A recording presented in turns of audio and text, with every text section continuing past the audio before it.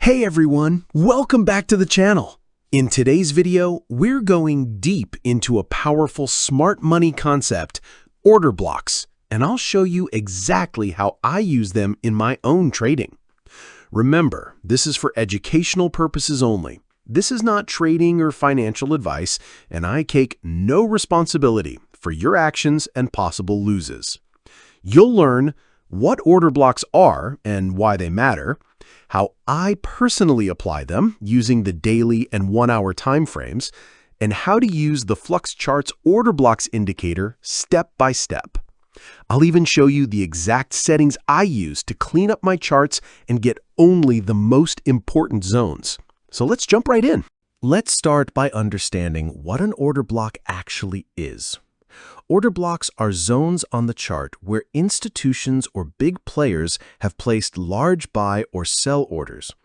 These often happen just before a strong move in price. A bullish order block usually looks like the last down candle before a significant move up, while a bearish order block is the last up candle before a strong drop. These zones are important because they often act as magnets for price, places where price tends to return and react, either reversing or continuing a trend. They're not just random, they represent institutional intent, and that makes them incredibly valuable for retail traders like us. You might be wondering, why should I even care about order blocks? Here's the reason. They can give you an edge. Unlike basic support and resistance lines, order blocks are rooted in real market activity from smart money, and that makes them more predictive. For me personally, they're a key part of my strategy, especially when I'm using what I call my one trade per week system. In this approach, I mostly analyze the daily time frame to get a general feel of the market. I'm looking for 1 or 2 solid trade setups per week, and I use order blocks to spot key areas of interest where price might revisit, set realistic targets for my trades, and watch how price reacts. Does it bounce or invalidate the zone? One thing I like to do is close 50% of my trade as price approaches an order block zone. Then I wait for the reaction. If price pierces the zone, I might let the rest run. If price bounces, I'll usually close the other 50%. That kind of reaction-based management really improves my consistency. Now let's talk about how to make this even easier with a tool. The Fluxcharts order blocks indicator is one of the best tools I've found for visualizing these zones automatically.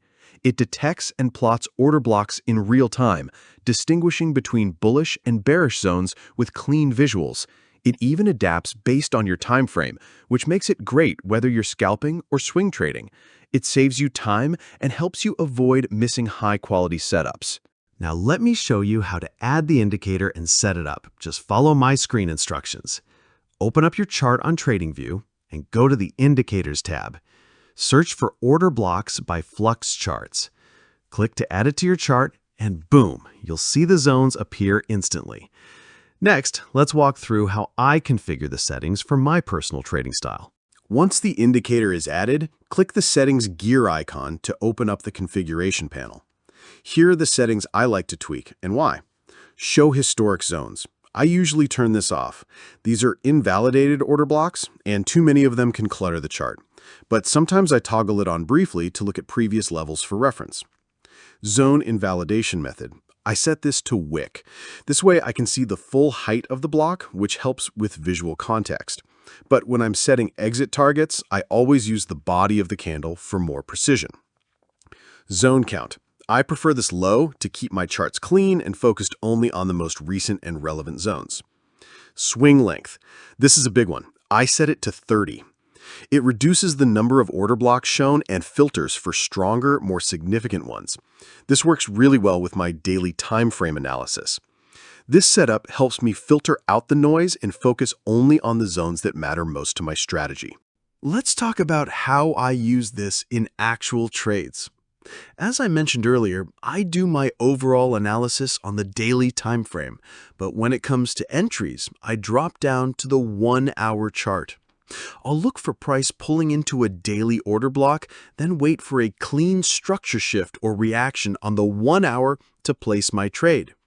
Once in a trade, I keep the daily block in mind as a target or key reaction zone. I might scale out at the block or trail the rest based on price behavior around it. This combination, daily for context, 1 hour for entries, gives me the clarity I need to take fewer, higher quality trades each week. Before we wrap up, here are a few tips to help you use order blocks more effectively. Always look for confluence. Structure, liquidity, or imbalance near a block makes it stronger. Don't rely solely on the indicator, let it assist your process, not replace it. Use higher timeframes like the daily for more reliable zones. And, most importantly, keep your chart clean. Less is more when it comes to smart money concepts. And that's a full breakdown of how I use order blocks and how you can set up the Fluxcharts indicator for smarter trading. Thanks for watching, and I'll see you in the next one.